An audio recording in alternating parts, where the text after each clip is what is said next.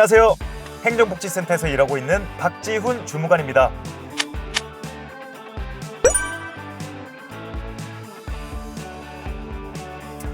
공무원 브이로그는 많지만 저는 좀 더 영양가 있고 재밌는 브이로그를 보여드릴 텐데요.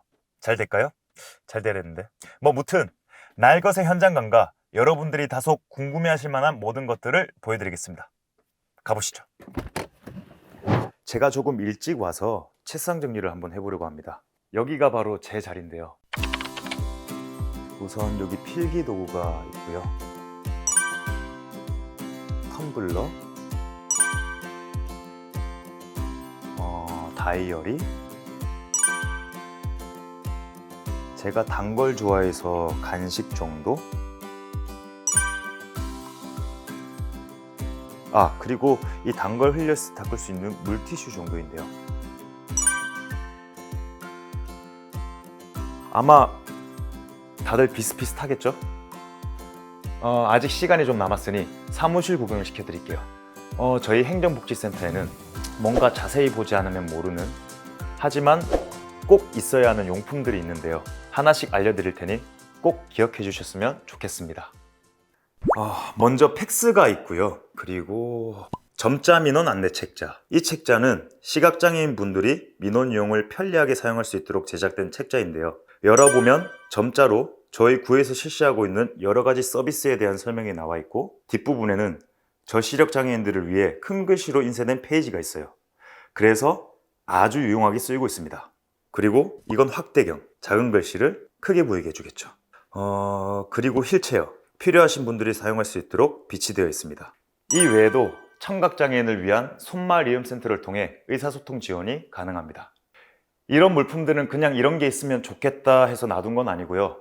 장애인 등 편의법에 근거하여 필수적으로 구비해야 하는 품목입니다.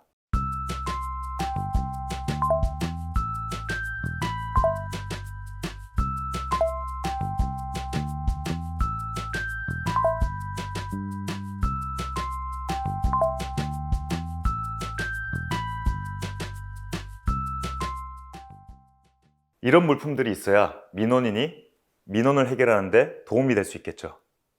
민원 때에는 조금씩 다른 물품들이 비치되어 있으니 우리 동네 행정복지센터 구비 품목들을 눈여겨보면 좋을 것 같습니다. 추가적으로 이쪽에는 무인 민원 발급 창구가 있습니다. 기기를 이용할 때 불편함이나 어려움을 겪으시는 분들을 위해 공공 일자리 참여자로 일하시는 분이 계세요. 이용하시다가 문제가 생기고 어려우신 분은 언제든지 도움을 요청하시면 됩니다. 그리고 요즘에는 높낮이 조절되는 무인 민원 발급기도 있다고 해요.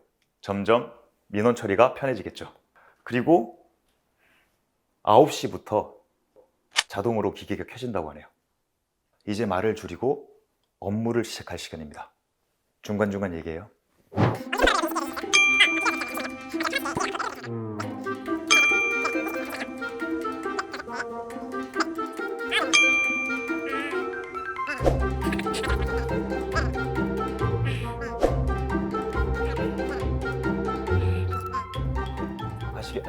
잠시만요.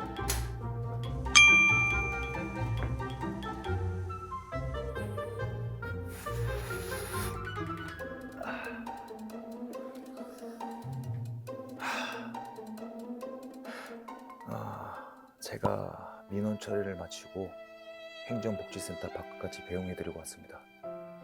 근데 제가 좀 큰 잘못을 저지른 것 같아서요. 저도 좀 당황스럽네요. 일단 주어진 일을 마치고 제가 다시 돌아오겠습니다.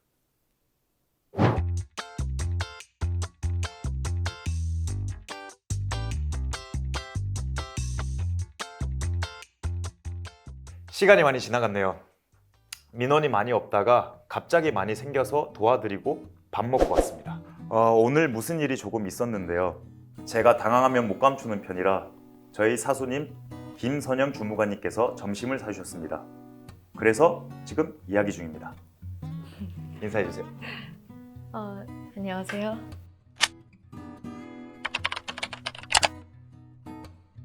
잠시만요. 제가 당황해하는 걸 다 보셨는데 네, 그래서 지금 이 사람을 구해주지 않으면 안 되겠다.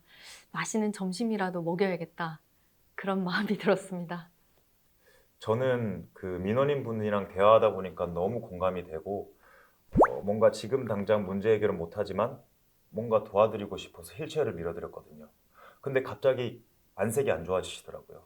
갑자기 휠체어를 밀어서 놀랐다고. 그 순간 저도 뭔가 머리가 하얘지면서 놀랐거든요. 그분 입장에서는 그런 걸 도와달라고 한 게 아니기도 하고 아무리 조심스럽게 잘 밀어드렸다고 하더라도 사전 양해 없이 그렇게 했기 때문에 굉장히 놀라셨을 수가 있어요. 근데 제 입장에서는 도와드리려고 한 행동이 상대방 입장에서는 도움이 안 될 수도 있겠다 생각하니까 뭔가 제 행동을 어떻게 해야 될지 확 고민이 되더라고요. 이런 경우가 종종 있는 것 같아요. 저도 이런 적이 있었거든요. 제가 몇 년 전에 구청에서 근무할 때였는데 그때 전동 휠체어를 이용하시는 분이 장애인 이동 편의시설을 상담하러 오셨었어요. 아직도 기억나는데 그때 진짜 더운 날이었어요. 그래서 제가 시원한 음료수를 뚜껑을 따서 드렸거든요.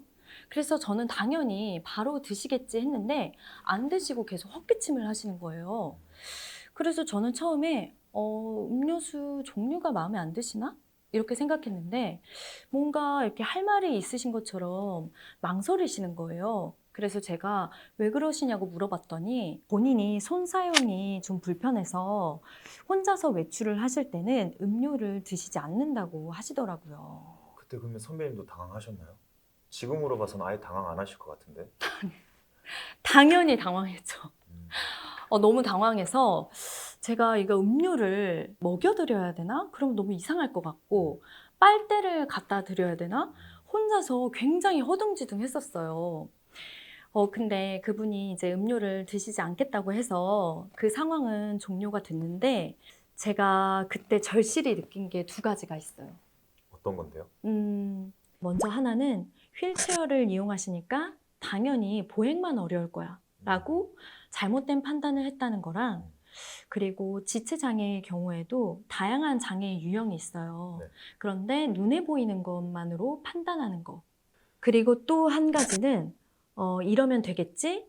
이 정도면 되겠지? 라고 제 입장에서 행동했던 게 민원인들에게는 말하기 어려운 거를 꺼내게 하는 불편한 상황일 수도 있겠다. 그래서 좋은 행동이라도 상대방의 의견을 묻지 않고 판단해서 하는 행동이라면 좋은 행동이 아닐 수도 있겠다는 생각이 들었어요.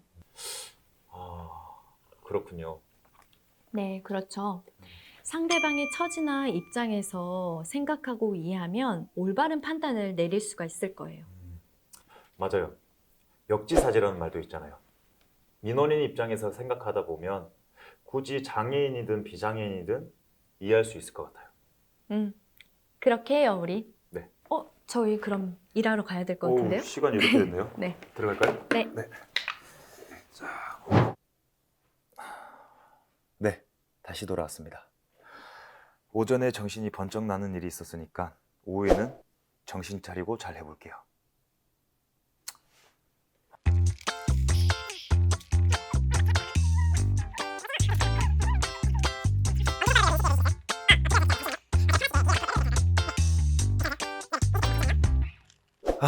드디어 퇴근입니다. 아무 일 없이 지나가는 날도 있지만 오늘처럼 실수하는 날도 있는데요. 내 위주의 배려가 아니라 민원인 한 분 한 분 입장과 상황이 중요하다는 것. 역지사지 정신을 떠올리며 오늘도 한번 퇴근해 보겠습니다. 박주관님 화이팅! 화이팅! 자, 사소한 듯 사소하지 않은 하루는 오늘 여기까지입니다. 여러분의 하루는 오늘 어땠는지, 저랑 비슷한 상황이 없었는지 궁금하네요. 장애를 가진 민원인에 대해 조금 더 생각하고 고민하는 우리가 모두가 되었으면 좋겠습니다. 오늘보다 더 나은 내일을 꿈꾸며 전 이만 퇴근하겠습니다. 안녕.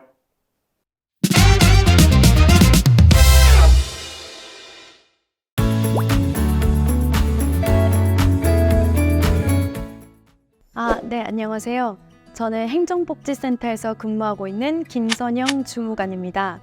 제가 브이로그는 처음이라서 좀 어색한데요. 제가 일개미여가지고 보여드릴 게 있을까 걱정도 되지만 제가 최선을 다해서 저희 기관의 장애인 편의시설과 유익한 정보들을 전달해 드리도록 하겠습니다. 저희 행정복지센터에는 베리어 프리가 어떻게 환경을 갖추고 있는지 여러분께 소개해 드리도록 하겠습니다. 여기 점자 블록 보이시죠? 이 점자 블록은 시각 장애인들이 안전하게 보행할 수 있도록 요철이 있는 바닥 재료로 시공되어 있어요. 볼록하게 올라와 있는 거 보이시죠? 자, 이쪽에 보시면 점자 편의시설 안내지도가 있어요. 시각장애인 분들이 이걸 활용하시면 많은 도움이 되겠죠? 제가 말로 이렇게 설명해 드리는 것보다 이걸 활용하시면 더욱 도움이 되실 거예요. 네, 그럼 또 다른 장소로 이동을 해보겠습니다. 여기 손잡이에 점자가 보이시나요? 이 점자는 안내 장치이기도 하면서 이 계단의 시작과 끝을 알려주고 있어요. 마지막으로 수어 영상으로 된 QR코드가 있어요. 이 QR코드를 찍어 보시면 저희 기관의 업무 내용과 사업 설명을 수어 영상으로 보실 수가 있습니다. 네, 여러분들이 일하는 일터에는 어떠한 베리어 프리 시설물들이 있는지 궁금한데요. 자, 그러면 저는 이제 제 자리로 한번 가보겠습니다. 네, 제 자리는 여긴데요. 저는 출근해서 업무 시작 전에 오늘 해야 할 일을 체크하는 시간을 꼭 가집니다.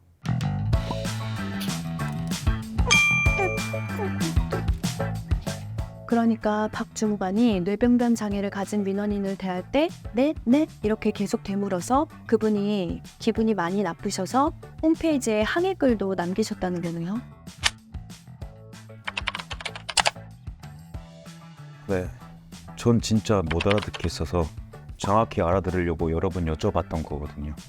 뇌병변 장애는 복합 장애를 가진 경우가 대부분이라서 의사소통이 원활하지 않을 수가 있어요. 그럴 경우에는 계속 되묻기보다는 보완 대체 의사소통 수단을 이용하시는 것이 편한지 먼저 물어보는 게 그게 좀 더 좋았을 것 같네요.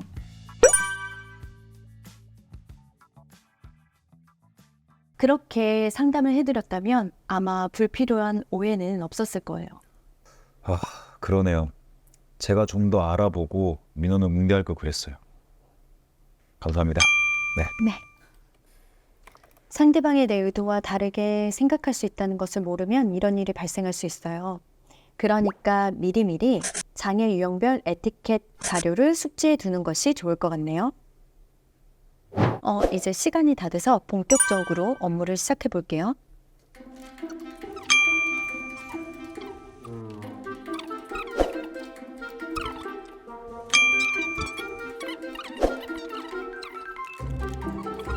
네, 이제 민원인이 가셨고요. 사실은 민원인 본인하고 정확한 의사소통을 하는 게 최선이지만 양해를 구하고 활동지원사를 통해 민원을 처리했습니다. 처음 있는 일은 아니고요. 종종 이런 경우가 있는데요. 이럴 때는 아무래도 좀 더 제가 잘 이해했으면 좋겠다는 생각이 들기도 합니다. 그런데 민원을 원활하게 해결하려면 제가 민원인과 함께 소통하고 이해한 걸 활동지원사께 확인하는 게 최선이라는 생각이 듭니다. 저는 다음 민원인이 오신 것 같아서 또 일하고 오겠습니다.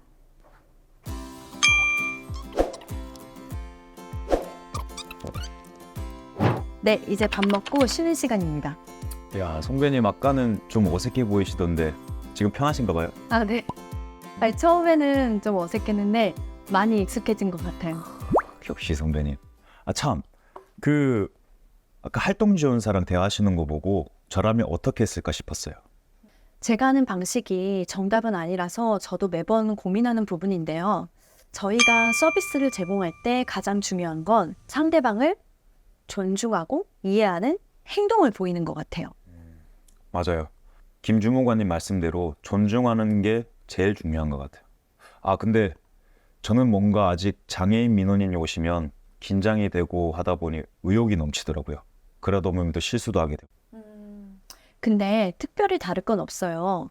저희가 민원인을 대할 때 민원인이 원하는 것을 가장 편안한 방식으로 해결해 드린다. 이 자세만 기억하면 될 것 같아요. 이게 가장 핵심이 아닐까 싶은데요. 맞아요. 저도 경험이 많은 건 아니지만 사람 대 사람이 만나면 뜻밖의 일이 이루어지잖아요. 근데 제가 조금 어렵게 생각했던 부분인 것 같아요. 사람 대 사람으로 생각하면 쉬운 일인데. 맞아요. 장애, 비장애를 떠나서 민원인을 대할 때 민원인이 원하는 것을 민원인이 원하는 편안한 방식으로 해결해 드린다. 이것만 기억하면 어떠한 민원인이 오셔도 잘 대처할 수 있을 거라는 생각이 듭니다. 야, 역시 선배님. 오늘도 배웁니다. 네, 그럼 우리 다시 일하러 가볼까요? 네, 갑시다. 네. 업무 시작 전 박 주무관님이 필담 수첩을 민원인 입장에서 잘 쓰고 있는지 한번 확인해 볼게요. 왜 오셨나요? 이 부분은 좀 고치는 게 좋을 것 같아요. 그러면 어떻게 고칠까요? 어떤 일로 오셨어요? 정도가 좋겠죠? 어떤 일로 오셨어요? 네. 네. 감사합니다. 네. 여러분 혹시 의사소통 도움판이라고 아시나요? 방금 박 주무관님이 작성하시는 것을 보고 생각이 났는데요. 이렇게 검색해 보시면 증명서라든지 등록증, 인감 발급 같이 자주 필요한 민원하고 관련된 의사소통에 도움을 주는 그림들이 있어요. 이걸 사용하면 더욱 쉽게 대화할 수가 있거든요. 아무래도 이런 것들만으로 필요한 대화를 다 할 수는 없겠지만 그래도 민원인의 욕구를 확실하게 확인하는 데 많은 도움을 받으실 수 있을 거예요. 여러분도 필요할 때 이것을 활용해 보면 좋을 것 같은데요. 저는 이제 오후 업무를 시작해 보도록 하겠습니다.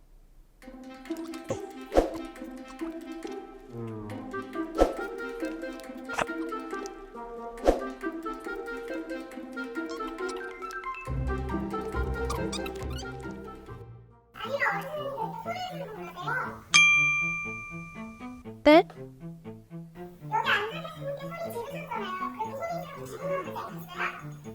아,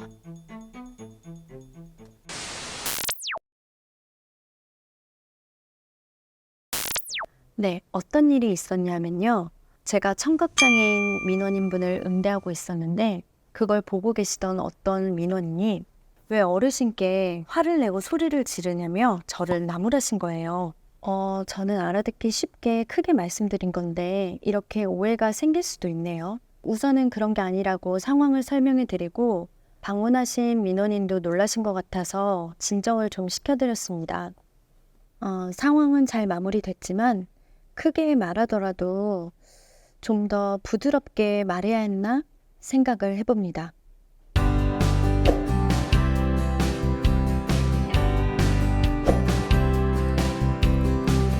네, 오늘 이렇게 퇴근 시간이 되었습니다. 오늘 이런저런 일이 있었지만 하루가 잘 마무리된 것 같아요. 저도 처음 일을 시작할 때는 여러 가지 상황을 맞닥뜨릴 때 당황을 많이 했었는데요. 여러 상황을 겪으면서 조금씩 나아졌습니다. 그래서 이제는 어떻게 민원인들의 마음을 헤아리고 어떠한 방식으로 응대를 하면 좋을지 조금씩 알게 되는 것 같아요. 앞으로도 만나게 되는 민원인 분들께 최선의 서비스를 제공할 수 있도록 더욱 노력하겠습니다. 그럼 오늘 하루도 모두들 수고하셨습니다.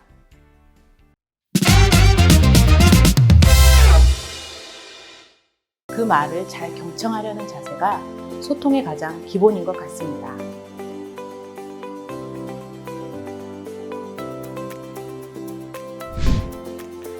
우선 공감해드리는 게 가장 중요한 것 같습니다.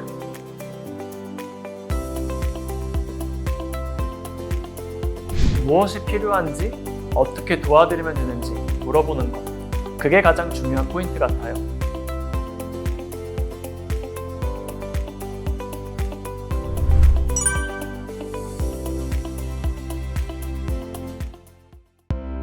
장애가 있는 민원인과 소통할 때 제일 중요하다고 생각하는 것은? 아마도 무엇이 필요한지, 어떻게 도와드리면 되는지 물어보는 것. 그게 가장 중요한 포인트 같아요. 누구나 그렇듯이 모든 사람은 생김새, 특징, 성향, 너무나 다양한 개성을 가지고 있고, 그래서 상대방이 어떤 사람인지 나는 모르니까 어떤 질문부터 하게 되잖아요. 그런데 유독 장애인 민원인과 소통할 때는 저 사람은 무슨 장애니까 이렇게 응대하면 될 거야 라고 혼자만의 고정관념을 가지고 응대하게 되는 경우가 정말 많은 것 같아요. 그래서 우리는 장애에 대한 기본적이고 정확한 정보를 일단 인지하는 것도 중요하지만 사람마다 정말 다르고 장애 유형에 따라 또 다르다라는 생각을 갖는 게 정말 중요한 것 같아요. 흔히들 사바사, 사람 바이 사람이라고 하잖아요. 장애인과 소통할 때도 그 사람이 어떤 장애를 가졌든 한 분 한 분이 다 다르다는 전제 하에 그분의 의사가 정확하게 무엇인지 물어보는 것. 그것이 그 무엇보다 좋은 소통 가이드라고 생각합니다. 민원인이 하고자 하는 말을 잘 들어주고 민원인이 소통하는데 불편하지 않도록 노력하는 것이 가장 중요하다고 생각합니다. 한 번은 언어장애를 가진 민원인이 주민센터에 업무를 보러 오셨는데요. 시간이 오래 걸리더라도 천천히 끝까지 말을 하실 수 있도록 기다려드리고 추가적으로 노트와 펜을 드려서 필담을 통해 민원을 해결해 드렸더니 민원인께서 너무 감사하다고 인사를 하고 가셨던 기억이 있습니다. 너무 당연한 일인데 말이죠. 이렇게 민원인이 하고 싶은 말을 하는데 불편함이 없도록 노력하고 또 그 말을 잘 경청하려는 자세가 소통의 가장 기본인 것 같습니다. 우선 공감해드리는 게 가장 중요한 것 같습니다. 제가 의료급여 업무를 맡고 있다 보니까 치료비 지원을 요청하러 찾아오시는 분들이 꽤 많거든요. 사실 치료비 지원이 제 업무는 아니지만 그래도 우선 왔으니 들어보라며 이야기를 시작하세요. 그런 경우는 우선 충분히 이야기를 들어드리려고 하는 편입니다. 민원에 대해 100% 해결해 드릴 수는 없지만 안타까운 사정에 대해 최대한 공감하며 경청한 후에 동이나 구청에서 지원 가능한 부분들을 찾아 담당자를 연결해 드리면 그것만으로도 고마워하시는 분들이 많습니다. 화가 난 민원인을 대할 때 본인만의 노하우가 있다면 화가 난 민원인을 응대하는 경우에는 우선 경청해드리는 게 중요한 것 같아요. 대부분 화가 난 상태에서 연락이 올 때는 민원 담당자를 찾아서 여기저기 여러 번 전화가 돌려졌거나 문의에 대해서 적절한 답변을 듣지 못한 때가 많거든요. 그래서 그런 불편했던 상황에 대해 공감해드리고 민원인이 조금 진정된 다음에 다시 응대해드리면 좋게 마무리되는 경우가 많았습니다. 이게 화를 내시는 분들을 잘 살펴보면 내 말을 이해하지 못했다. 그리고 나를 무시했다. 라고 느끼실 때가 참 많은 것 같거든요. 기본적으로 우리는 이 점을 염두에 두고 응대하면 정말 좋을 것 같습니다. 예전에 저희 기관에 격양된 목소리로 전화가 한번 온 적이 있었는데 알고 보니까 저희 팀 신입 직원이 전화를 건 분에게 장애가 있는지 모르고 민원 내용을 이해하지도 못한 채 여보세요? 여보세요? 하고 계속 반복하다가 전화를 그냥 끊었던 거예요. 그 뒤에 제가 다시 그분의 전화를 받았는데 저도 처음에는 그분의 말씀을 제대로 이해하지는 못했어요. 하지만 최대한 민원인의 말을 경청하고 온라인 상담실이나 이메일을 통해서 접수하시라고 안내를 드렸거든요. 이게 뇌병변 장애나 언어 장애를 가진 분들 중에는 인지 능력에는 문제가 없지만 아마 의사소통 과정에서 지적 장애를 동반한다는 오해가 종종 발생하는 경우가 있거든요. 그래서 이런 경우에는 다소 시간이 걸리더라도 상대방의 말에 귀를 기울이고 구어보다는 스마트폰 문자라든지 노트 필담, 이메일, 온라인 상담실 같은 다양한 형태의 소통 방법들을 활용해서 응대를 해드리는 것이 훨씬 효과적이더라고요. 민원인 분들이 화를 내시는 대부분의 이유는 본인이 원하는 대로 업무가 진행되지 않았거나 업무 진행 결과에 대한 충분한 설명을 듣지 못했다고 느끼시기 때문인 것 같아요. 이럴 때는 민원인이 화가 난 이유에 대해서 먼저 들어주고 상황에 대해 공감해 드린 다음 업무 진행 결과를 최대한 구체적으로 충분히 설명드리려고 노력하는 편입니다. 이렇게 민원인에게 업무 진행 과정을 충분히 설명을 드리면 원하는 방향대로 업무가 진행되지 않았더라도 대부분의 민원인은 금세 화가 누그러지시고 때로는 자세히 설명해줘서 고맙다고 인사까지 해주시더라고요. 민원인 입장에서는 충분한 설명을 통해 존중받는 느낌을 받으시는 것 같아요. 그래서 저는 가급적 업무 진행 과정을 충분히 설명드리려고 노력하는 편입니다. 장애가 있는 민원인의 만족을 위해 꼭 하는 것이 있다면? 고령이시거나 약간의 인지장애를 가지신 분들에게 안내드릴 때는 가능하면 메모를 해드리고 직원 간의 민원을 공유하려고 노력합니다. 예를 들어 저에게 의료급여 관련 제출 서류에 대해서 문의하러 오시는 경우가 많은데 서식의 이름이 길기도 하고 익숙하지 않아서 어려워하시는 분들이 많거든요. 그래서 처음에 설명드릴 때는 알겠다 하셨다가도 집에 돌아가셔서 다시 문의 전화를 하시는 경우도 많고요. 또 병원에 가서 요청하실 때 다른 서류를 말씀하셔서 다시 가서 받아오시는 경우도 있습니다. 그래서 방문해서 문의하셨을 때는 종이에 크게 적어서 챙겨드리고 전화로 문의하셨을 때는 내용을 문자로 한 번 더 보내드립니다. 또 서류 발급을 요청하실 병원을 알려주신 경우에는 동의를 얻어서 병원에다가 미리 저희 민원인분께서 오늘 방문하실 예정이신데 이런 서류를 무슨 항목으로 몇 장 필요하시다. 잘 부탁드린다. 이렇게 연락드리기도 합니다. 그리고 서류를 접수받을 담당자에게도 내용을 공유합니다. 이렇게 한 뒤로 민원인도 헛걸음하지 않으시고 저도 같은 일로 재응대하는 일이 많이 줄었습니다. 공공건물에는 장애인 편의 지원을 위해 비치해야 하는 의무용품들이 있습니다. 점자 업무 안내 책자, 확대경, 보청기기 같은 것들인데 실제 현장에서는 거의 사용하지 않거든요. 그런데 한 번은 민원인이 의무용품을 요청한 적이 있는데 어디에 있는지 몰라서 한참을 찾았던 기억이 있습니다. 그 이후로는 민원인이 요청하면 바로 제공해 드릴 수 있도록 의무용품 위치를 미리 파악해 두거나 사용 방법을 알아두려고 노력하는 편입니다. 저는 장애를 바라보는 저의 인식을 확인해 보려고 합니다. 이게 장애인이든 비장애인이든 무언가 도움이 필요해서 방문한 거니까요. 근데 유독 장애인 민원인이 방문한 경우에는 평소 내가 갖고 있던 장애에 대한 인식에 따라서 분명 선입견이 들어가게 될 수 있거든요. 그래서 그 민원인도 저의 그런 반응을 분명히 느끼게 될 거예요. 그렇기 때문에 장애인을 바라볼 때 그 사람의 장애보다 내면을 좀 더 생각하고 응대할 수 있다면 아마 모두가 만족스러운 상황으로 이어지지 않을까 생각하고요. 저부터도 그런 점을 지키려고 노력하고 있습니다.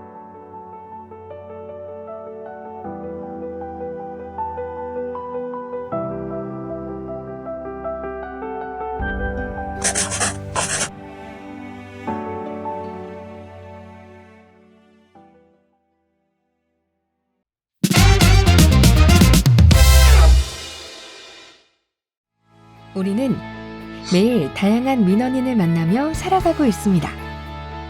그중엔 장애를 가진 민원인도 있죠.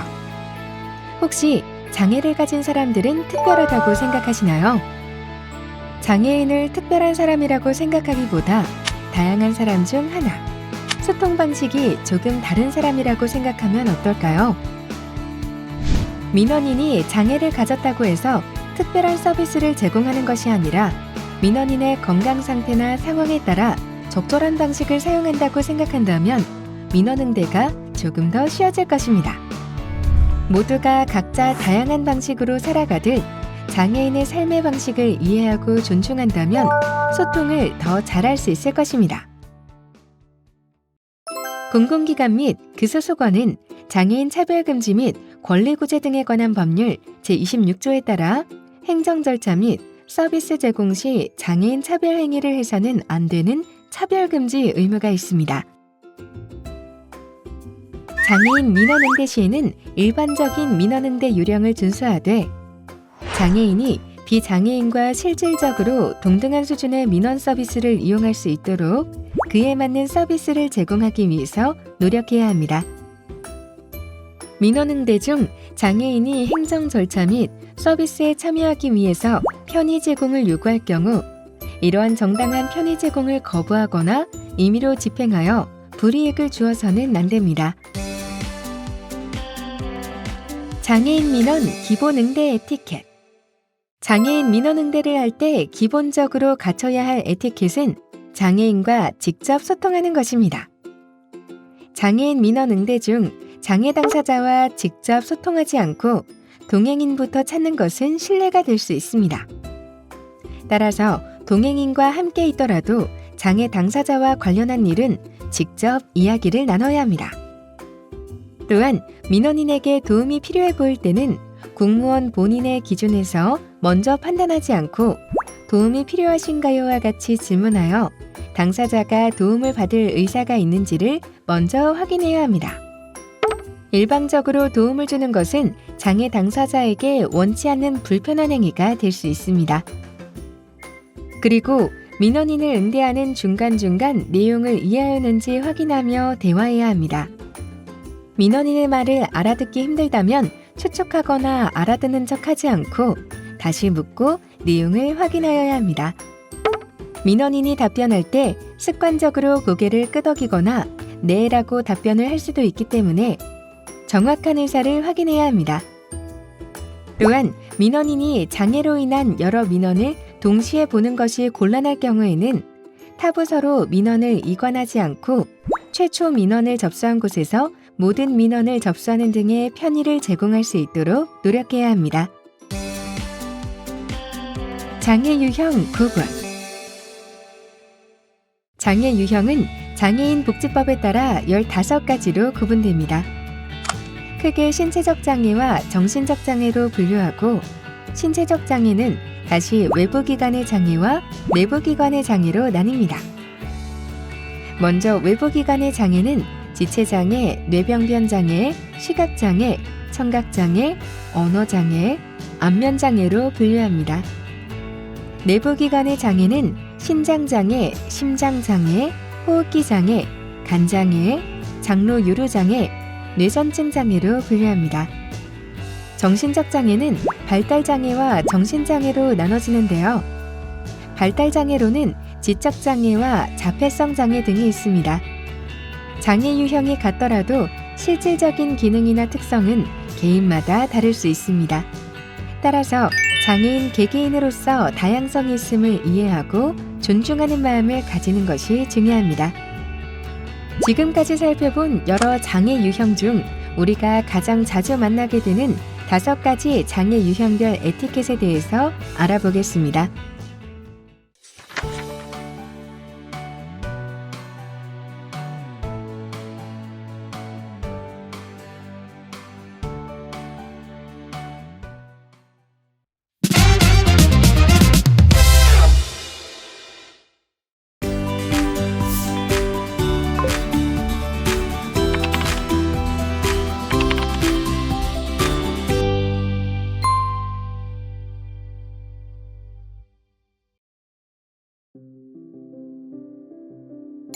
행정기관에서 민원을 처리할 때 불편했던 경험은? 네, 보시다시피 저는 시각장애인이고 제 안내견입니다.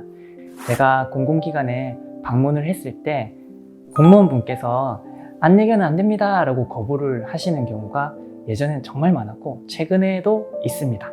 네, 그런 경우에 제가 곤란해하고 있으면 이제 민원인 분들께서 오셔서 이 친구는 안내견이기 때문에 괜찮아요.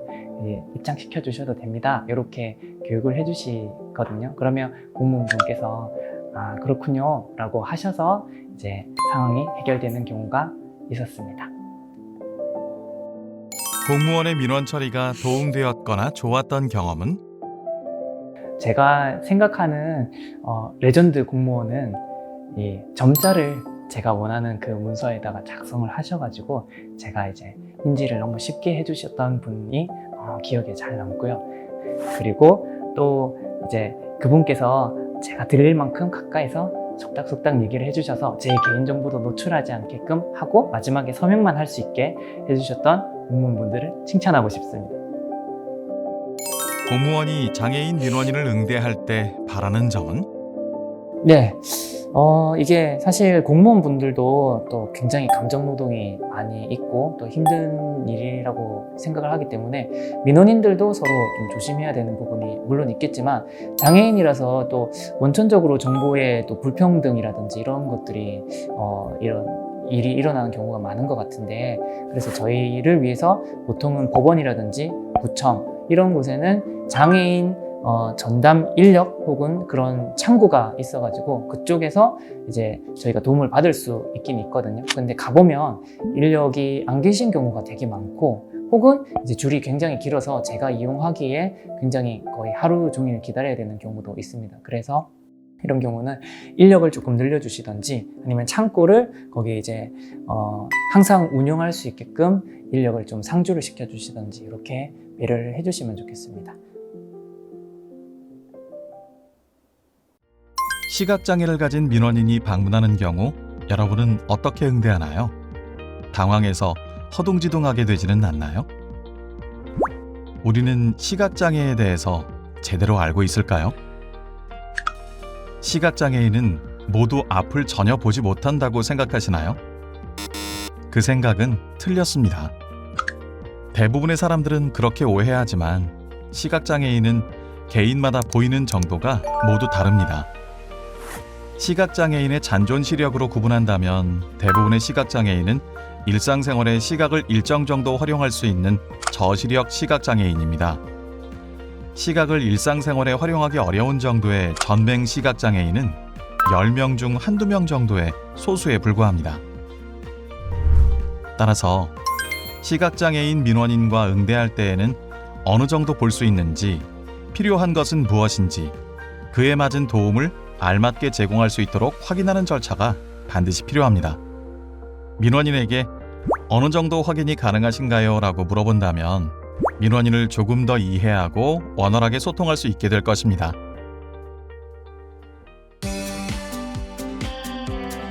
시각장애인 기본 응대 에티켓. 시각장애인 민원인을 응대할 때에는 먼저 공무원 본인의 신원을 밝혀야 합니다. 이때 본인의 소속과 이름을 정확하게 말해야 합니다. 신원을 밝힐 때는 시각장애인 민원인과 거리가 가까워졌을 때 말해야 합니다. 안녕하세요. 저는 복지지원과 홍길동 주무관입니다. 같이 민원인이 명확하게 인지할 수 있도록 소개합니다. 시각장애인 민원 응대 시 민원인 쪽을 바라보며 대화하는 것은 아주 중요합니다. 또한 민원인 쪽을 바라보는 것은 응대를 이어가는 상황에서도 반드시 유지되어야 합니다. 민원인 쪽을 바라보지 않고 다른 곳을 보며 응대하는 행동은 시각장애인 민원인 본인을 존중하지 않는다고 생각할 우려가 있기 때문에 주의해야 합니다. 시각장애인 상황별 응대 에티켓. 시각장애인 응대 시 발생할 수 있는 다음 7가지 상황에서 지켜야 할 에티켓에 대해서 알아보겠습니다. 만약 시각장애인 민원인이 장소 이동이 필요한 경우 안내자와 동행하지 않았을 때에는 어떻게 안내해야 할까요? 가장 먼저 민원인에게 도움이 필요한지 의사를 물어봐야 합니다. 의사를 물어볼 땐 이동하실 때 제 도움이 필요하신가요? 라고 질문하면 됩니다. 민원인이 도움을 요청한 경우 지팡이를 사용하는 반대편에 섭니다. 그리고 민원인이 공무원 본인의 팔꿈치 뒤쪽을 가볍게 잡을 수 있도록 도움을 준 뒤 반걸음 앞에서 동행하며 안내하도록 합니다.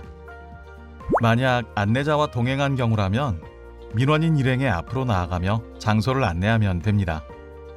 시각장애인의 눈이 되어주는 안내견. 만약 안내견을 동반한 민원인을 안내할 때는 어떻게 행동해야 할까요?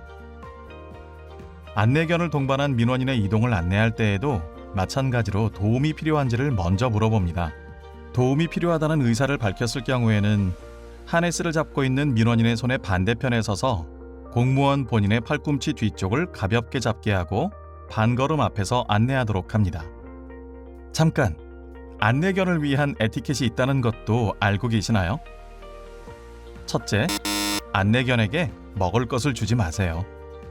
안내견에게 먹을 것을 주는 행동은 안내견의 건강을 해칠 수 있으므로 절대 해서는 안 됩니다.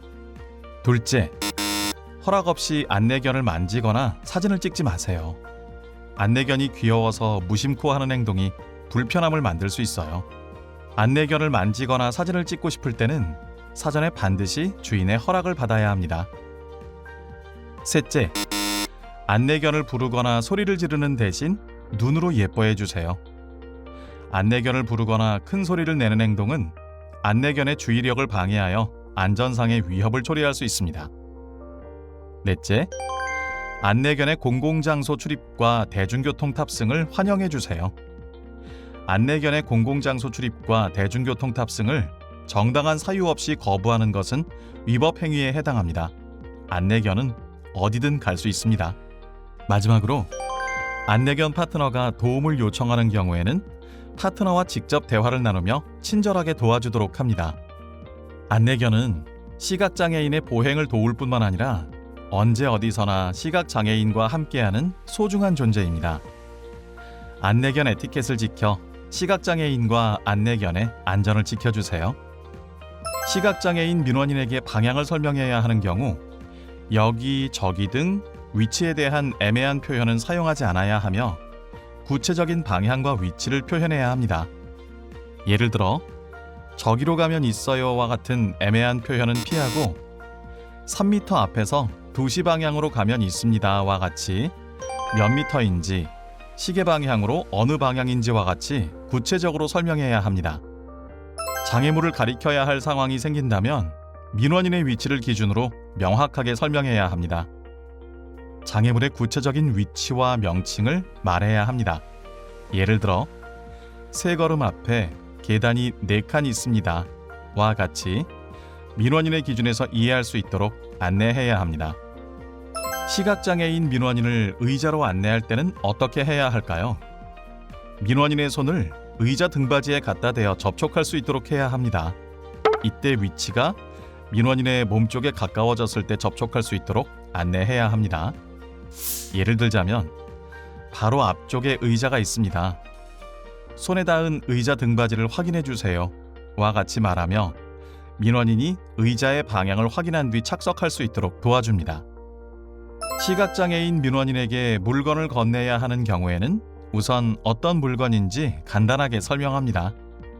물건이 작을 때는 민원인의 손에 직접 쥐어주고 큰 물건일 때는 물건 위에 민원인의 손이 직접 닿을 수 있도록 손을 끌어다가 놓아주는 것이 바람직합니다.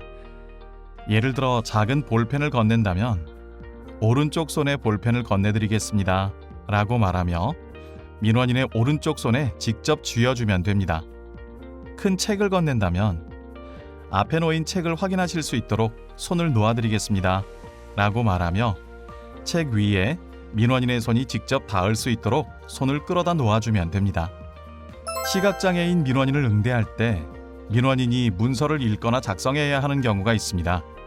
이러한 상황이 생겼을 땐 대필자나 대독자 배정하는 서비스를 제공하여 도움을 줄 수 있도록 합니다. 간혹 저시력을 가진 시각장애인이 큰 글씨로 된 신청 서식 등을 요청하는 경우도 있습니다. 이때는 공무원 본인에게 과도한 부담이 되지 않는다면 요청에 응하여 주는 것이 바람직합니다. 시각장애인 민원인이 문서를 요청할 경우 제공될 수 있는 대체 자료로는 확대본과 텍스트 파일이 있습니다. 확대본은 저시력 장애인이 문서를 확인하기 쉽도록 글자를 확대해서 제공하는 자료이며 텍스트 파일은 민원인에게 문서를 텍스트 파일로 제공하여 음성 전환을 통해 내용을 들어서 확인할 수 있는 자료입니다. 또한 민원인이 서명을 해야 하는 경우가 있다면 서명해야 하는 곳의 위치에 민원인이 손이나 펜을 갖다 댈 수 있도록 안내해야 합니다.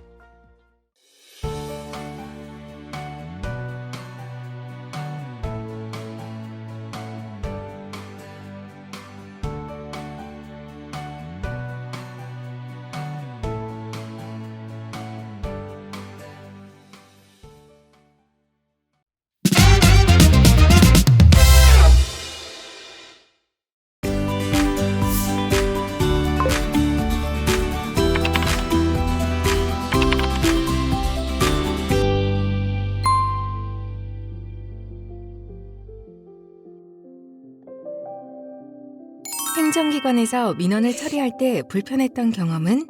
수도세를 절감해준다고 해서 주민센터에 간 적이 있습니다.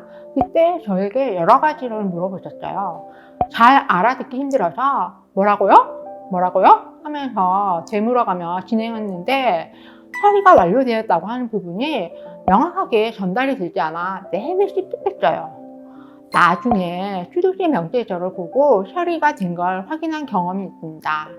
아버지께서 돌아가셔서 장례를 치른 후 상속 등 여러 가지 절차를 진행하기 위해서 구청이랑 세무서에 찾아갔어요. 하지만 주민센터에서 준 원스톱에 관한 문서 외에는 어떻게 진행되는지에 관한 안내가 없어서 많이 불편했어요. 그 당시 코로나로 인해 공무원분이 마스크를 쓰고 응대를 해야 하는 상황이어서 알아듣는 것이 굉장히 불편했어요. 그래서 다시 찾아가서 처음부터 일을 진행한 적이 여러 번 있었어요. 공무원의 민원 처리가 도움되었거나 좋았던 경험은? 공무원분이 말씀을 하시는데 무슨 말인지 알 수가 없어서 메모지를 적어달라고 필담을 요청했어요. 그 메모지에 적혀있는 정보로 내용을 확인할 수 있어서 좋았던 경험이 있습니다. 공무원이 장애인 민원인을 응대할 때 바라는 점은? 청각장애인은 잘 알아듣기 힘들기 때문에 여러 번 말을 해야 하는 경우가 있습니다. 그럴 경우에 귀찮아하지 마시고 알아들을 수 있도록 천천히 말씀해 주시면 좋겠습니다. 청각장애는 정도의 차이가 있으나 저의 경우는 보청기를 빼면 차나 지하철이 다니는 소리는 큰 소리는 들려요. 그런데 사람들 대화 소리는 거의 들리지 않고 보청기를 끼면 사람들 대화 소리는 들리기는 합니다. 코로나로 인해서 마스크 때문에 안 그래도 약간 언어 변별력을 더 악화시켜서 대화하는데 어려움이 많아요. 자음특별히 어려워서 소리는 들려도 그 소리 안에 포함된 단어들, 주요 정보들은 놓치는 경우가 엄청 많아요. 그래서 청각장애인은 입모양도 같이 봐야 내용 파악이 되니 마스크를 착용해야 한다면 투명 마스크가 있을 경우 투명 마스크로 바꿔서 응대해 주시면 감사하겠습니다. 지금 여러분이 보시는 화면에는 수어가 있습니다. 수어는 청각장애인을 위한 언어입니다. 그렇다면 청각장애인은 모두 수어를 사용하여 의사소통을 할까요? 아니요, 그렇지 않습니다. 청각장애를 가진 민원인과 소통하기 위한 다양한 방법을 알기 위해서는 먼저 청각장애에 대해서 제대로 이해해야 합니다. 청각장애인은 아무것도 들을 수 없는 사람이 아니라 청각 기능에 장애가 있는 모든 사람을 말합니다. 개인별로 청각 손실도와 들리는 정도에는 수많은 차이가 존재하며 장애의 범위는 모두 다릅니다. 따라서 청각장애인은 다양한 방법으로 의사소통을 할 수 있습니다. 지금부터 그 방법과 에티켓을 알아봅시다. 청각장애인 소통 방법. 청각장애인의 의사소통 방식에는 수어, 구화, 필담이 있습니다. 수어는 수화 언어의 줄임말로 음성 대신 손의 움직임을 포함한 고유한 형식의 시각적 언어를 말합니다. 구화는 음성 언어로 이루어진 의사소통의 한 행위로 상대의 말을 들을 때 입술의 움직임과 얼굴 표정을 보고 이해하는 독하와 청각을 통해 습득한 음성 언어로 말하는 발화로 의사소통하는 것을 말합니다. 필담은 수어나 구화로 소통하는 것이 어려울 경우 글자를 써서 주고받는 대화 방식으로 종이 또는 핸드폰 등을 사용하여 글로 소통하는 방법입니다. 그렇다면 청각장애를 가진 민원인과는 어떤 방식으로 의사소통을 하는 것이 가장 알맞을까요? 정해진 방법은 없습니다. 청각장애인 개개인이 선호하는 의사소통 방법이 다르기 때문입니다. 청력이 거의 없어도 구화를 사용하는 경우도 있고 청력이 다소 있더라도 수어를 사용하여 소통하는 경우도 있습니다. 따라서 청각장애인 민원인과 응대를 할 때는 민원인이 주로 사용하는 소통 방법이 무엇인지 확인하는 것이 중요합니다. 민원인에게 어떤 방법으로 소통하는 것이 편하신가요와 같이 의견을 물어보면 당사자의 의사소통 방식에 따라 원활한 응대가 진행될 수 있을 것입니다. 청각장애인 기본 응대 에티켓. 청각장애인 민원인과의 대화의 시작은 어떻게 해야 할까요? 민원인이 대화가 시작됨을 인지할 수 있도록 시선을 끌어야 합니다. 이때 시선을 끄는 본인은 민원인에게 보이는 위치에 자리 잡고 있어야 합니다. 시선을 끌 때는 민원인의 팔을 가볍게 두드리는 것이 좋습니다. 또는 민원인의 눈앞에서 손을 흔드는 행동도 좋은 방법입니다. 만약 보청기 또는 인공와우를 착용한 민원인과 응대를 할 때에는 민원인이 착용한 기기에 대해 지나친 관심을 갖는 것은 민원인에게 불편함을 줄 수 있기 때문에 주의합니다. 청각장애인 상황별 응대 에티켓. 청각장애인 응대 시 발생할 수 있는 다음 4가지 상황에서 지켜야 할 에티켓에 대해서 알아보겠습니다. 청각장애인 민원인과 소통을 하며 구어로 대화할 때 기본적인 자세는 조금 천천히 정확하게 발음하여 입모양을 볼 수 있도록 말하는 것입니다. 시선은 민원인의 눈을 보면 됩니다. 민원인의 특별한 의사가 없다면 적당한 크기의 목소리로 말하는 것이 바람직합니다. 청각장애인이 무조건 소리를 듣지 못할 것이라고 추측하여 대화 시 소리를 크게 지르며 말하는 행동은 주의해야 합니다.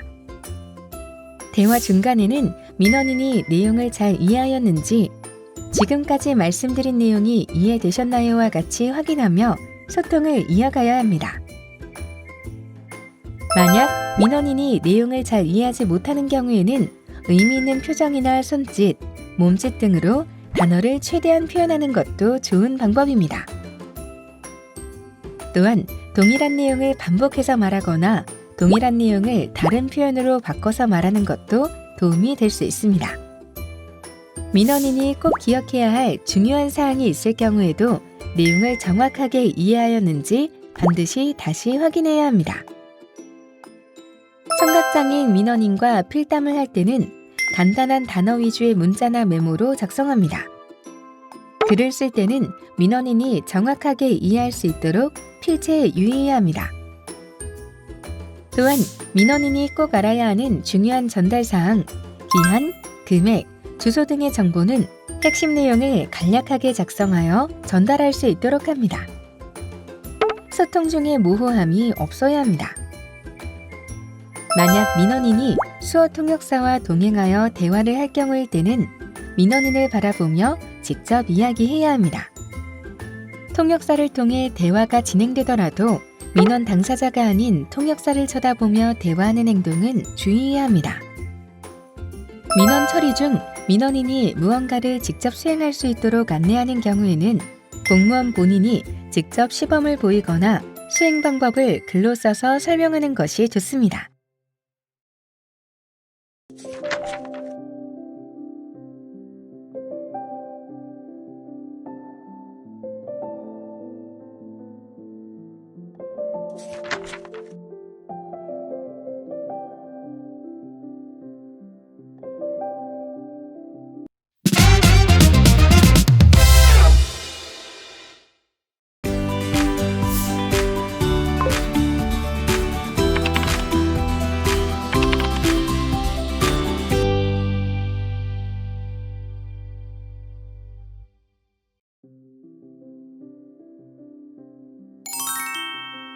행정기관에서 민원을 처리할 때 불편했던 경험은? 담당 공무원이 장애인에 관한 업무를 채숙지하지 못해서 필요한 정보를 얻지 못하는 경우가 종종 발생하곤 합니다. 그리고 민원인이 이렇게 정보를 채 몰랐더라도 관련 정보를 미리 이렇게 제시하고 알려주시면 좋을 텐데요. 그러지 않아서 실제 지원받을 수 있는데도 불구하고 지원을 받지 못하는 사례들도 있고요. 마지막으로 이렇게 민원 시 테이블이 높아요. 그래서 담당자의 눈을 마주 보면서 대화하기가 어려운데요. 테이블을 좀 낮춰주시면 도움이 될 것 같습니다. 공무원의 민원 처리가 도움되었거나 좋았던 경험은? 방문했을 때 바로 민원이 처리되지 않은 경우도 있어요. 그 관련 규정을 잘 모르는 경우도 있고요. 그런데 이렇게 추후에 확인해서 다시 연락을 주시는 공무원들이 있습니다. 그럴 때마다 민원인에 대한 성의를 보이는 것 같아서 오히려 기분이 좋고 감사하게 느꼈습니다. 공무원이 장애인 민원인을 응대할 때 바라는 점은? 장애인이 느끼는 어려움에 공감하고 장애인 당사자의 입장에서 생각하고 민원을 적극적으로 처리해 주셨으면 좋겠습니다. 그리고 다양한 의사소통 방법이 있었으면 좋겠습니다. 특히 청각장애인의 경우에 소통역사가 반드시 필요할 때도 있는데요. 그런 것들이 갖춰지지 않는 경우가 있어요. 그래서 특정 시간, 특정 날짜에만이라도 소통역사가 지원이 되면 그분들이 이렇게 민원을 제기하고 지원받을 수 있는데 큰 도움이 될 것 같습니다. 그리고 마지막으로 당장 해결할 수 없는 민원이 들어오면 다른 접근법을 이렇게 제시하고 고민하고 이렇게 해주셨으면 좋겠습니다. 지체장애를 가진 민원인을 보면 어떤 생각이 드나요? 민원인을 보며 힘들어 보여. 무조건 배려해줘야지. 기회를 봐서 도와줘야겠어. 이런 생각을 한 적이 있나요? 또는 도움을 줄 기회를 찾듯이 이글거리는 시선으로 지체장애인을 바라보지는 않았나요? 이러한 시선들이 지체장애인의 평범한 일상을 불편한 일상으로 만들기도 합니다. 지체장애란 몸, 팔과 다리의 운동 기능에 제약이 있는 장애로 절단장애, 관절장애, 기능장애, 변형장애 등으로 구분됩니다. 지체장애인은 신체적 제약이 눈에 잘 보이기 때문에 스스로 하기 어려운 일이 많을 거라고 생각하고 도움이 필요한 사람이라고 여기는 경우가 많습니다. 그러나 지체장애인은 불편함이 있더라도 장애에 적응하여 각자의 방식으로 자연스러운 일상을 누리고 있기에 다른 사람의 도움을 받지 않고도 스스로 할 수 있는 일이 많습니다. 진정한 배려는 무조건적인 도움보다는 스스로 할 수 있는 행동을 존중하는 것이 아닐까요?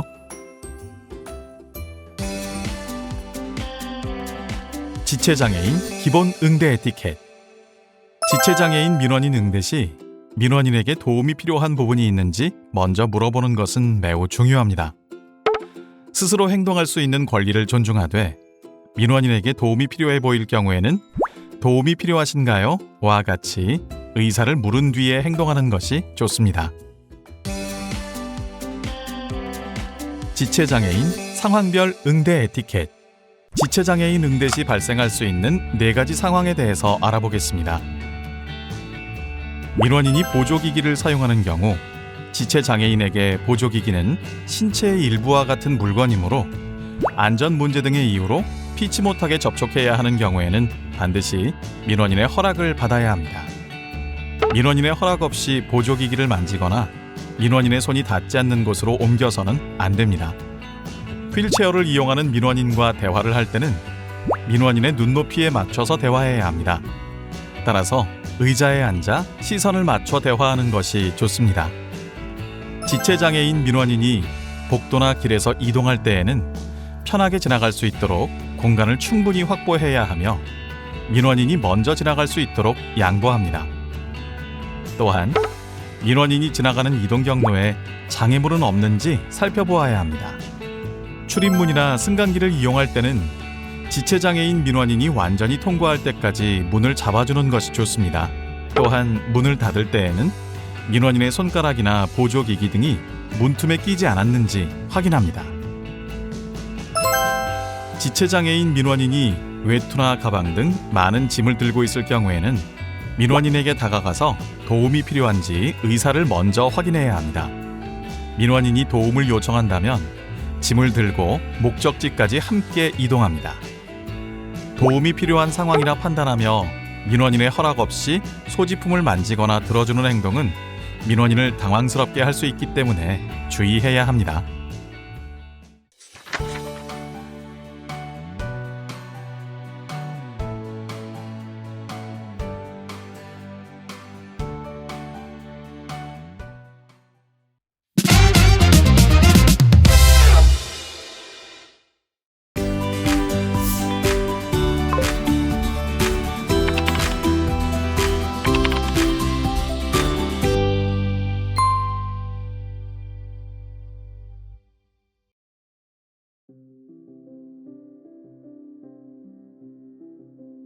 행정기관에서 민원을 처리할 때 불편했던 경험은? 불편했던 경험 많죠. 우선 높은 테이블, 높은 모니터에 가려서 공무원이 보이지 않아 자리에 있는지 없는지도 알 수 없을 때가 있어요. 또 서명이나 서류 작성을 자필로 해야 할 때 손 사용이 어려운 장애 특성을 배려하지 못한다거나 손으로 쓰지 못한다고 하면 글을 몰라서 못 쓰는 건지 장애 때문인지 물어보기도 해요. 동반인과 함께 가면 민원인은 전데 시선이 동반인을 향해 있기도 하고요. 공무원의 민원 처리가 도움되었거나 좋았던 경험은?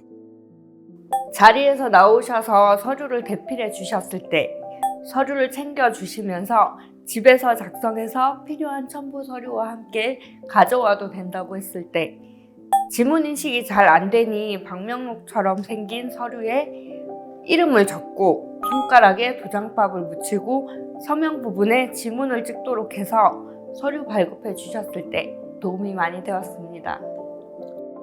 공무원이 장애인 민원인을 응대할 때 바라는 점은?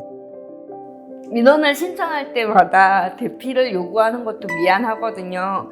그래서 주민센터에 비치되어 있는 컴퓨터를 활용하여 서류를 작성할 수 있도록 해주거나 집에서 양식을 다운받아 작성할 수 있도록 안내를 해주면 좋을 것 같아요. 제 서류는 제가 스스로 작성할 수 있게요. 뇌병변 장애인을 둘러싼 오래된 편견이 있습니다. 뇌병변 장애인은 지적 능력이 낮을 것이다. 혹시 그렇게 생각한 적 있나요? 왜 그렇게 생각했을까요? 말이 느려서, 발음이 부정확해서, 그런 모습 때문이었나요? 뇌병변 장애는 뇌의 기질적 손상으로 인하여 발생한 신체적 장애입니다. 흔히 말하는 뇌성마비, 뇌졸중, 외상성 뇌손상 등이 이에 속합니다. 공통적으로 보행이나 일상생활의 동작에 어려움이 있는 특징을 갖고 있으며 신체장애 외에도 복합장애를 동반하기도 합니다. 뇌병변 장애인은 의사소통에 어려움을 동반하는 경우가 많습니다. 그러나 의사소통에 어려움이 있다고 해서 지적 능력이 낮은 것은 아닙니다. 의사소통에 어려움이 있는 뇌병변 장애인의 지적 능력, 학습 능력은 비장애인과 다르지 않습니다. 우리는 지적 능력이나 학습 능력은 겉모습만으로 판단을 할 수 없다는 것을 기억해야 합니다. 이제부터라도 뇌병변 장애에 대한 잘못된 고정관념을 바로잡고 바르게 장애를 이해하여 올바른 에티켓을 갖출 수 있도록 노력해야 합니다.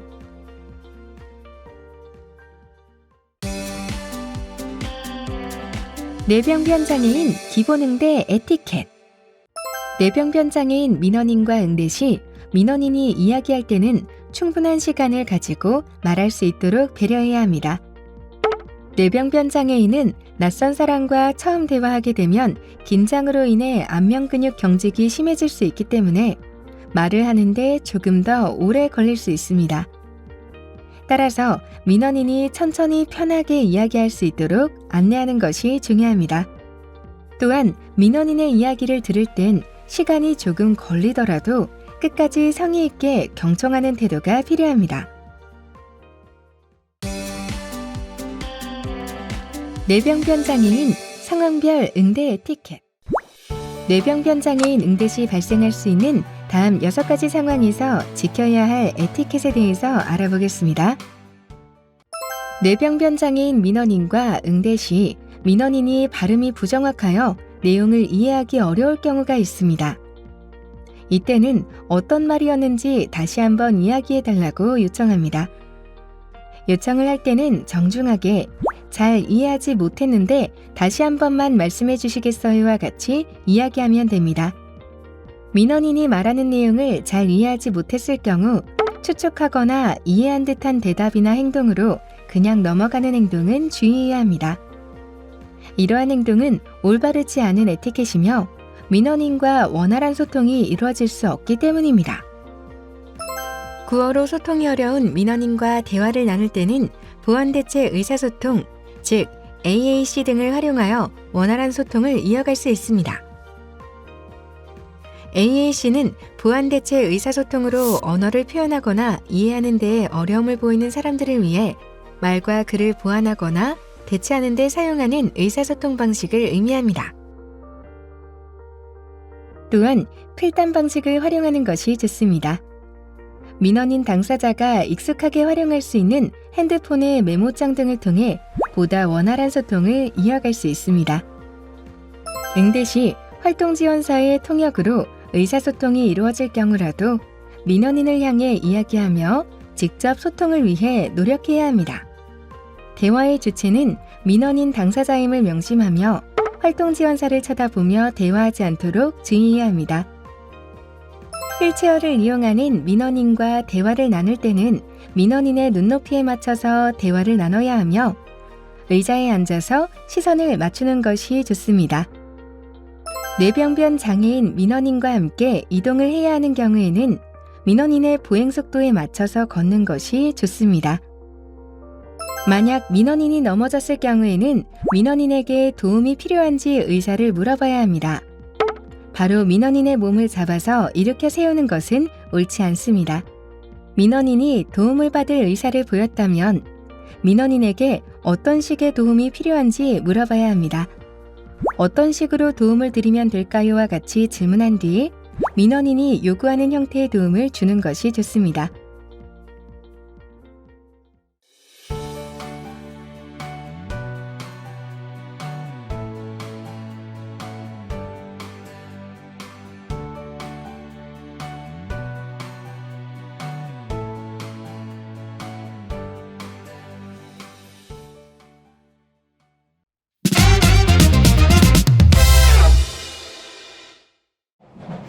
일상 속에서 발달장애인을 만나는 경우가 있습니다.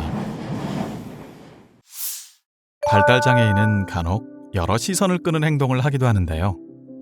갑자기 소리를 크게 지른다거나 몸을 격하게 흔드는 등의 행동을 예시로 볼 수 있습니다.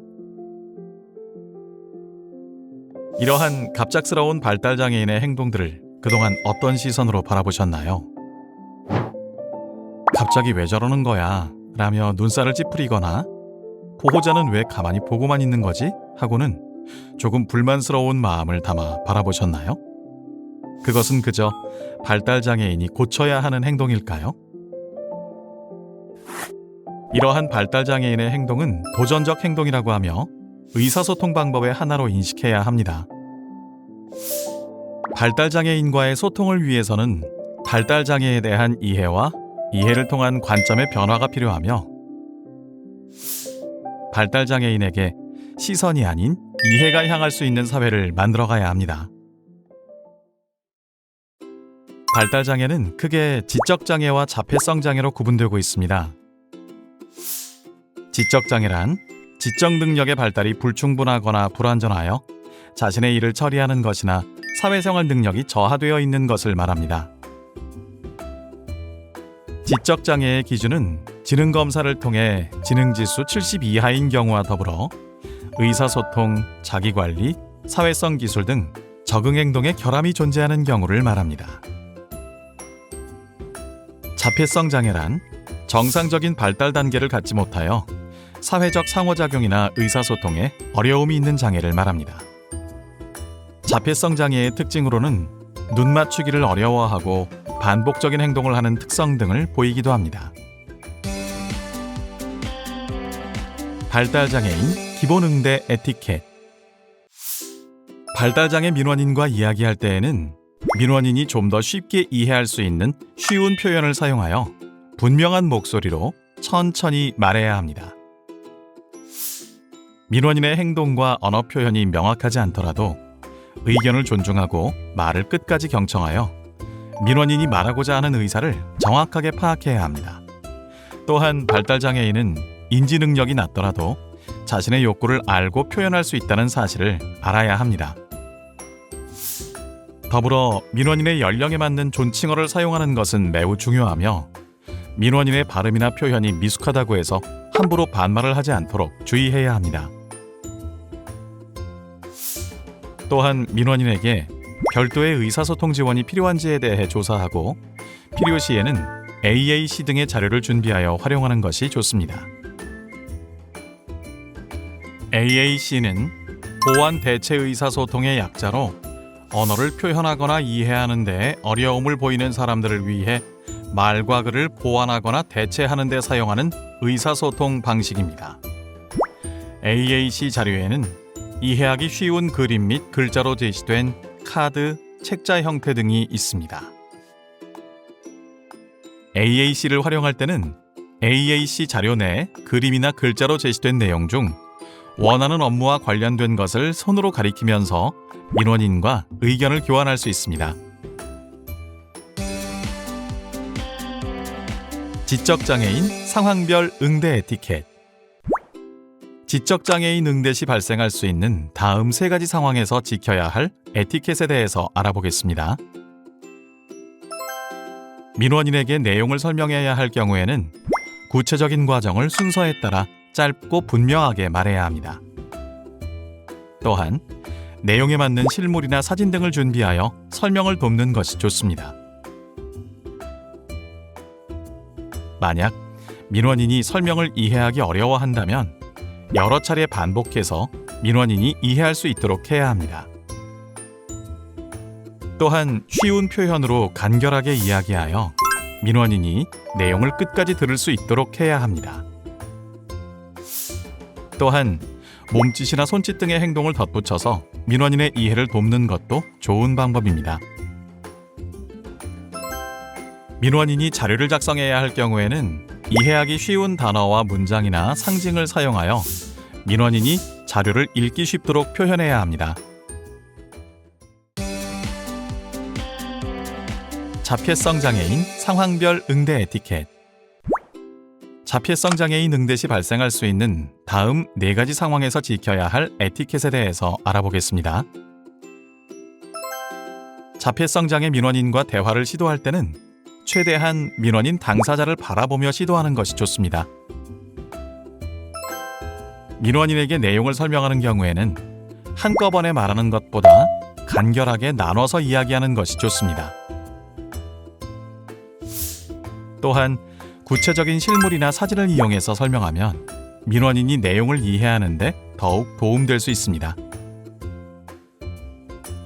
또한 민원인에게 말을 할 때는 부정어보다는 긍정어를 사용해서 이야기하는 것이 좋습니다. 예를 들어 그렇게 하지 마세요 라는 부정어보다는 이렇게 해보는 게 어떠세요 와 같이 어떻게 했으면 좋겠다는 긍정어로 이야기하면 됩니다. 또한 자폐성 장애 민원인이 타인의 감정이나 생각에 공감하는 것을 어려워할 수 있다는 것도 유의해야 합니다. 민원인이 자료를 읽거나 작성해야 할 경우에는 그림 또는 이해하기 쉬운 단어나 문장으로 민원인이 자료를 읽기 쉽게 명료화해야 합니다. 자폐성 장애인 민원인 응대 시 민원인이 반복적인 행동, 즉 상동 행동을 할 경우가 있습니다. 상동 행동이란 자폐성 장애인이 불안하거나 긴장되는 상황에서 불편함을 해소하고 진정하기 위해 무의식적으로 반복적인 행동이 나타나는 행동입니다. 상동 행동의 예시로는 손을 파닥파닥 반복적으로 흔들거나 특정한 소리를 반복적으로 내는 행동 등이 있습니다. 이러한 상동 행동은 민원인의 안정과 진정에 도움이 되는 행동이기 때문에 제지하지 않아도 됩니다. 그러나 민원인의 상동 행동에 일일이 반응하거나 따라하지 않도록 주의해야 합니다.